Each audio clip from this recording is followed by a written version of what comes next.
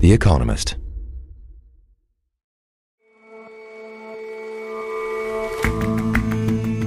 Hello and welcome to The Intelligence from The Economist. I'm Jason Palmer. And I'm Rosie Blore. Every weekday we provide a fresh perspective on the events shaping your world. These days, a journalist from Belarus writing about Belarus is overwhelmingly unlikely to be in Belarus. Relentless, violent repression in the country is the norm. Our correspondent reports from a conference for exiles where photos were forbidden. And there's a card game in China called Guandan, which, so rumour has it, is popular among some Communist Party leaders. But it's also controversial. We felt duty-bound to turn our studio into a gambling den, temporarily at least.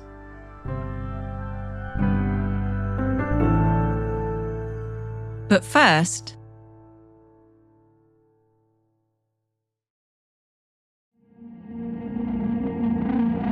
One by one, Israel is decapitating enemy organizations. This weekend, an Israeli airstrike on Beirut killed Hassan Nasrallah, head of Hizbullah, a militant group which operates from Lebanon and is backed by Iran. Israel's Prime Minister Benjamin Netanyahu said the death of Nasrallah had settled the score. נסראללה לא היה עוד מחבל. הוא היה המחבל. הוא היה הציר של הציר. Nasrallah, he said, was not just another terrorist, he was the terrorist. Israel claims a further 20 Hezbollah leaders died in the same raid. It also struck sites in Yemen, a response to drones launched from there by Iran-backed Houthi militants. This escalation comes 2 months after the assassination in Iran of Ismail Haniyeh, the head of Hamas, which staged the attacks on Israel on October the 7th last year. The region is now braced to see how Hezbollah and Iran may respond to the weekend's events. But Israel's new offensive has affected a far wider group of people than just the militants it claimed to target. And so will the implications. Whatever happens now, Israel seems determined to reshape Lebanon and the Middle East. I'm joined by Antril Pfeffer, our Israel correspondent, and Gareth Brown, our correspondent in Beirut. Gareth, what's the situation where you are this morning? The mood in Beirut is one of tension, I'd say. We're seeing most of these attacks focused on the Dahiyeh, which is the southern suburbs where traditionally Hezbollah could draw on a lot of support. They've become a standard part of the city's soundscape now. Access into Dahiyeh is quite difficult and quite fraught with risk at the minute. There's lots of stories about journalists being beaten up. And I think Hezbollah and the people still remaining in Dahiyeh are immensely suspicious of foreigners, of journalists, and especially of foreign media. So it's not so easy to go there. But what you can see is the displaced people, literally on the street. Where I live, there's essentially people sleeping on cardboard boxes. If you go to the main squares, people are sleeping on mattresses. People slept on the beach the last few nights as well. To some degree, it's bedlam. People really have nowhere else to go. And it seems that there's airstrikes happening every 12 hours or so, sometimes even more regularly. And you can hear them. I heard the strike on Friday night, which killed Hassan Nasrallah. It was nearly 3 miles away from my house. But it shook the windows, it shook the building, and I think it jolted the whole city awake. To give you an idea of the scale of this crisis, Lebanon's Prime Minister, Najib Mikati, came out and said that almost 1 million people have been displaced. This is the largest displacement crisis in Lebanon's history. What has the reaction been from Hezbollah, and what do they have the capacity to do in response now? I think Hezbollah's capacity to respond is the big question here. Historically speaking, they have prided themselves and taken strength on their discipline and secrecy as an organisation. And I think even before this conflict, our understandings of their internal workings and their military capabilities were limited. I think it's clear now that they're in disarray. They've gone quiet. It took them, 24 hours to issue a statement about Hassan Nasrallah's killing. So there's this silence around Hezbollah. They've obviously lost a lot of senior commanders, senior leadership. And with Nasrallah's death, they now have to choose a new Secretary General. And I think this is probably the first time in several decades that you've noticed a sort of absence of Hezbollah. They're probably weaker than they've been for 20 years, and that's what's shocking about it. Now, do they have the capacity to respond? How many of their long-range, precision-guided missiles have Israel taken out over the past few weeks? We don't know for sure, but if they still have significant capabilities to attack Israel, then you would expect to see them used within the coming days or weeks. Because I think for their own credibility, they need to mount a response to everything that's happened in the last 2 weeks. And to be frank, there's no sign of that at the minute. And Anshel, turning to you, of course, we've seen Israel's actions. What has it said about its intentions now? This is basically Israel's moment to try and take out as many high-level targets, whether it's senior commanders of Hizbullah and also of other organizations. The Hamas commander in Lebanon was assassinated yesterday as well, and as much of the military infrastructure, any part of the network that Israel knows about. This is the moment to take them out because Hezbollah at present can barely respond. We have seen, of course, every few hours a salvo of short-range Hezbollah rockets being fired from southern Lebanon towards Israeli towns in the north of Israel. But that so far is pretty minimal, and that's not the big response that everyone was worried about. And of course, this isn't the only thing that Israel has done over the weekend. It's also widened its offensive into Yemen, targeting Houthi militia. This was actually the second Israeli airstrike against the Hodeidah port on the coast of Yemen. And this comes after Houthi missiles being fired by the Houthis. And I don't think this is yet a full-scale offensive against the Houthis, and that's the kind of thing which is very difficult to launch with that distance between Israel and Yemen. But it's a response to the Houthis joining in as part of what the Iranians planned as a sort of ring of fire around Israel. Hezbollah has been almost taken out of that ring, but other members are trying to join in, and this is Israel's response to that. And of course, world leaders, including Biden, have been calling on Netanyahu to hold back, and he seems to have done precisely the opposite. What can we expect from him next? We're hearing two different things from Biden and his administration. On the one hand, after Nasrallah's assassination, both Joe Biden and his deputy, and now the candidate Kamala Harris, put out statements saying that Nasrallah's death had been a measure of justice for his victims, his many American victims, Israeli victims, Lebanese victims, many people that Hezbollah have killed over the years. So that seemed to be a degree of approval for what Israel did on Friday. On the other hand, we saw Biden saying yesterday that he's calling for a ceasefire. He doesn't want to see all-out war. So we don't really see a clear American position here. And what's the end game for Israel, do you think? Up until a few days ago, the official Israeli war aim was to allow Israeli civilians who were forced to flee northern Israel because of the Hezbollah rockets to return to their homes safely. There was no mention of dismantling Hezbollah, taking out its leadership and so on. So how Israel sees the endgame has yet to be clarified. Will they accept a proposal for a ceasefire if that is actually on the table? Because so far, this is just talk. We don't know of an actual ceasefire proposal. Will they accept that? Or will Israel continue pursuing its advantage now that Hezbollah is on the back foot and try and take out as much of Hezbollah's infrastructure as possible until accepting a ceasefire? That could include more airstrikes, which we have been seeing, and we saw this morning as well. Or it could even include a ground invasion. We're seeing tanks being prepared near the northern border. We know that at least 2 Israeli divisions have been moved up to the border. It's certainly an option being considered now in Israel. It's obviously a particularly tense time with the anniversary of the October 7th attacks coming up and Rosh Hashanah. Any sense of any response from Iran? Well, so far we've been seeing actually a diplomatic charm offensive from Iran, saying we don't want a war with Israel. We're prepared to put down our arms if Israel puts down its arms as well. And we've still been waiting for nearly 2 months now for an Iranian response to the assassination of Ismail Haniyeh, the Hamas political chief in Tehran, by Israel. And it looks like Iran may be about to cut its losses. Iran invested billions in Hezbollah, in building up the arsenal. Hezbollah was Iran's most important proxy in the region, and now they're seeing this investment going up in smoke, literally.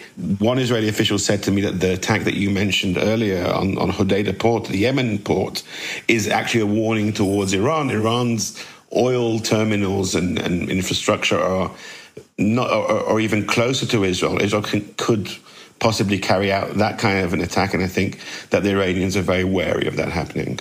On the question of Iran, I think it's something you hear a lot in Lebanon at the minute. There's certainly a rumor that the Iranians have thrown Hezbollah under the bus. And, when we talk about this quite staggering Israeli infiltration of Hezbollah, you hear a lot of people blaming the Iranians. And perhaps this is how Israel has managed to decapitate Hezbollah's leadership, that Iran is somehow the source of the leaks, the information, the intelligence. I was told a very interesting analogy by one prominent Lebanese thinker who described the relationship between Iran and its proxies. Imagine a president surrounded by their bodyguards.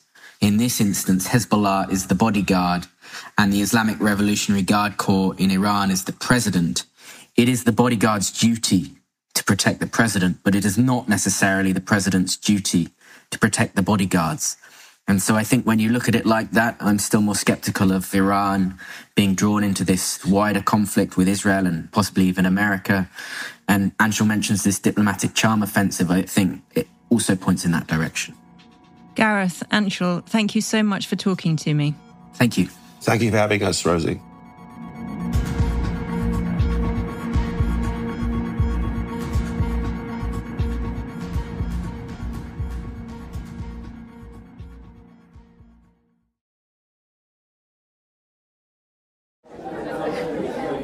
So I have been to quite a few media conferences over the years, but this one was different, and it was different right from the beginning. Sarah Larniuk is a senior producer for The Intelligence. There was the usual procession of people lining up to sign in, grab those nice lanyards that always have your name tag on them. But on the table, there were two piles of lanyards. One was blue and it had the conference name on it, totally standard. But then the other pile of lanyards was red and it was marked no photo. These were for the journalists that have to be shielded from sight. And in this group, there were quite a few of those people because this conference I was presenting at was hosted by Press Club Belarus, and attendees were all Belarusian journalists who have been working in exile for nearly 4 years. So it must be striking to have that happen at a journalism conference, or sort of restrictions on the journalism being done. Did you speak to people about why that protection of identity was such a big deal? I did. I spoke to a number of people, actually, but I was really struck by this one girl in her 20s, and she called it Belarusian paranoia, something she said that's existed ever since she fled her home in 2020, but it's been getting a lot worse recently, she said. The government has labeled independent media as extremists, and as such, Belarusian journalists were arrested. But she says that because she still has family back in the country, she fears for their safety still. Well, maybe before we go on here, let's wind back. Tell me why it is all of these journalists are in exile. So we'll go back to 2020 at least. In that summer, in August, Alexander Lukashenko claimed victory in a general election with 80% of the vote. Now, Lukashenko has been in power since 1994, but this election was still largely seen as fraudulent and under the thumb of Russia. So following that election, there were weeks of anti-Lukashenko protests, with thousands taking to the streets day after day, week after week. But then increasingly, the crackdown started. It started with hundreds being arrested, and then it escalated to police brutality, beatings of protesters, and the deployment of tear gas and grenades. It was then that the regime of repression really took root. So athletes, lawyers, activists, opposition politicians, and journalists all started being arrested, and by early 2021, most had fled the country, and they've been living in exile ever since. And maybe just to offer you a bit of an example as to what that repression looked like, in May 2021, President Lukashenko forced a Ryanair passenger plane flying from Greece to Lithuania just through Belarusian airspace. He forced it to land in the capital in Minsk so that authorities could arrest a journalist on board. And it's not really gotten any better since then. August marked 4 years since that fraudulent election took place, and the International Federation of Journalists is still making calls for the release of what they say is 37 media workers who remain behind bars in that country. And so the journalists you met that are hosting this conference, many of them trying to stay, if you like, in the shadows. What is it like for them working in those shadows? It was interesting to be in a place of those individuals coming together because they're all living in exile, but they're not living in exile in one place. This conference was hosted in Warsaw, but other people live in Lithuania. I met a couple people who live in Ukraine even, and they refused to be displaced for a second time once the war there started. So it really was a coming together. There was a sense of community. And I think they really need it, for one, to have the camaraderie of knowing that you're not in this alone, but also because the obstacles they all face are so similar and they're ever changing. And this is what one of the organizers for the event had to say about it. We're just going to call her Elena. We're still journalists, now even more than ever, because we have this regime, especially when Belarus involved to war in Ukraine. So there is a certain sense of duty there, but also she and others are talking about those big challenges that they're facing. Maybe it's strange, but I would say it's interesting. You know, all of us read about Cold War or Soviet Union times, about so-called Russian dissidents, people who try to be free, you know, anyway. And now we have almost the same situation, and it's hard. But at the same time, it's interesting time to live, really. When you try to... When I asked Elena if I could maybe speak to someone who had been arrested in the last few years, she says, it's hard to even remember because there were just so many. Presumably some of them in the room, or no? Yeah, a number of them in that room. And I did manage to speak to one of those individuals, and we won't name her for reasons that will become abundantly clear as I tell you her story. But she was a very well-known journalist in Belarus before she was arrested and then held in prison for a year before she was released. And a condition of her release was that she stop working as a journalist at all, which, of course, she didn't do. Big part of my family stay in Belarus, and they aren't in safety. I've noticed the no photo lanyards. Photo, because photo is one of reason to arrest the people in Belarus who are in заложники, я не знаю, как сказать. Hostages. So yeah, in case that audio isn't super clear, after this journalist fled the country, she was seen in photos abroad continuing her work, and then her family, who remained in Belarus, was also arrested. Yes. And yet she still refuses to stop. She just takes different precautions now. When we are working from exile, it's became more and more important. Maybe it wasn't so important when you were free too. Yes, in Belarus. So they think they're getting enough of the news into Belarus to justify the real risks that they're all taking. Yeah, that formerly jailed journalist I spoke to said that their estimates are that approximately 30% of the population within Belarus are still managing to access at least some level of independent news. So that's a big success for them. And what else I found was that because the government has labeled them as extremists, they kind of had started embracing that title. They called themselves extremists all of the time. And it kind of blanketed that whole idea that they are doing something brave, they are fighting for something, and they are very hopeful that eventually there will be a free press in Belarus. If I don't have hope, I can't to continue my work. I am sure. I'm not sure what I will see it, but I'm sure it will come. Yes. Sarah, thanks very much for joining us. Thanks, Jason.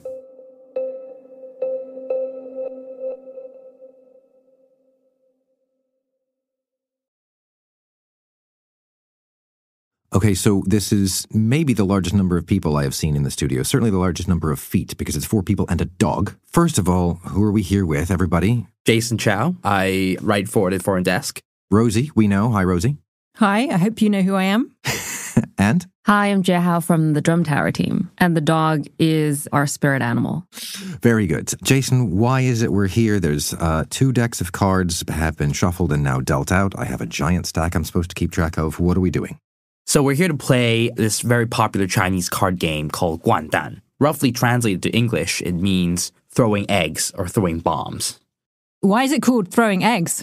Part of the game involves coming up with different combinations that are called bombs. And so when you try to change the card combinations that everyone's playing, you say 炸 means bomb. But because 炸弹 bomb rhymes with the word for egg, 鸡蛋, hence it becomes throwing eggs. Oh, I see.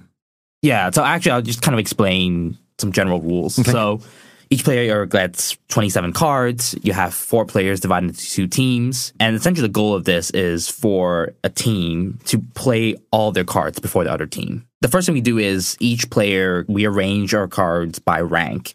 The jokers are the highest. Then you have 2, ace, and then king, queen, jack, and all the way to 3. So kind of 3 is the lowest, and the jokers are the biggest. Somewhat counterintuitive for a 2 to be higher than a 3. Or indeed an ace.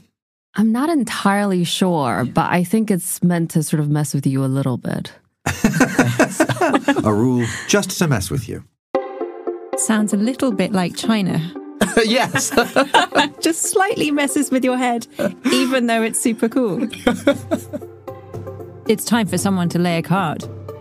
Wait, who played? I played the 6 of clubs. So you on a 6. Oh, okay, my turn. That's a bomb. That's a tube. No, it's not a bomb, but it's a scrambled egg. A scrambled egg. Okay. She threw a bomb. Who knew throwing a bomb was so fun? Who was it who came up with this game? Do we know? In different parts of China, they have their own local card game, but this is from the Jiangsu province. And if you go to Jiangsu and you see it on local television, they will have people playing this in tournaments. It's just that in the past couple years, it became a national phenomenon. And that really started in the public sector. A lot of civil servants were playing this, sometimes at work, sometimes after work. And it's becoming a staple in banquets, in dinners. So if each province, though, has its own kind of homegrown game, do we have a good sense for why this is the one that went national? So the rumor is that quite a few Chinese leaders really like playing this game. And that's kind of how it started in the public sector or among civil servants, that certain superiors or people in higher ups like playing this. Now it's people in the public sector play it, but also state-owned enterprises and now even private companies play it. From what I read, the game's been popular in Huai'an and Jiangsu for quite a while. Yeah. They became the intangible cultural heritage of Huai'an in 2014. But a lot of people, and this is just one version of why people say it's become popular, is that a lot of foreign businesses are leaving China, and people used to play a lot more Texas Hold'em and more westernized games along with their banquets and dinners. And now, because they're having to deal with more sort of state-owned enterprise people and officials, this regional game, a very Chinese game, has taken hold. When I was in Beijing about 10 years ago, the big game was Beat the Landlord, which people used to play in Ritan Park. And they weren't supposed to be playing games because they were gambling on it. And so they would bring cushions to sit on and they would bring a bath mat to play the game on. And then they'd sort of play along the wall. And then they could quickly whisk off if they thought they were going to be, someone had spotted them gambling. Are people still playing that? Yeah, people still play that, but I think Guandan is less associated with people playing in parks and more associated with business meetings or post-business meetings, or it's associated with more kind of formal occasions. It's one of those things that people play at work, and hence now you have people criticizing it as an example of a laying flat culture. Laying flat culture meaning the sort of, like a reluctance to put in too many hours. Yeah, so a reluctance to work and put an effort in life in general. A lot of young people say they're laying flat because they don't want to work hard. They think life is more important than work. And games are more fun than work. And games are more fun and more rewarding, actually. And actually, it's a reflection of kind of the broader economic problems in China, which is a lot of young people would say, actually even increasingly older people would say, if I put in hours and I work a lot, I still wouldn't necessarily get a promotion or necessarily get a better job. So why do it? If my economic prospects are not going to improve, why work hard? I just lay flat. So we've hit the jackpot here. We are getting to play games at work without laying flat. Nice one. Thank you, Jason. We need to do this again at a more sociable hour for playing the game with beer. With beer. Maybe we just have lunch and then have another round, guys. Meet you back here just after lunch. Definitely. I'll book the studio.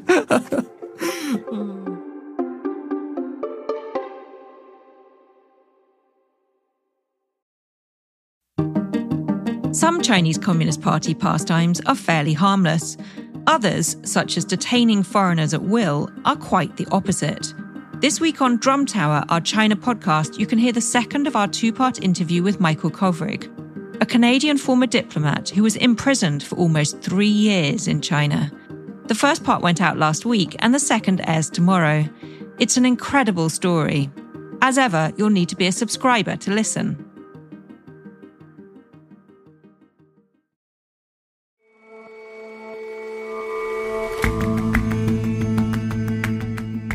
That's it for this episode of The Intelligence. Do let us know what you think of the show. You can get in touch at podcast@economist.com. We'll see you back here tomorrow.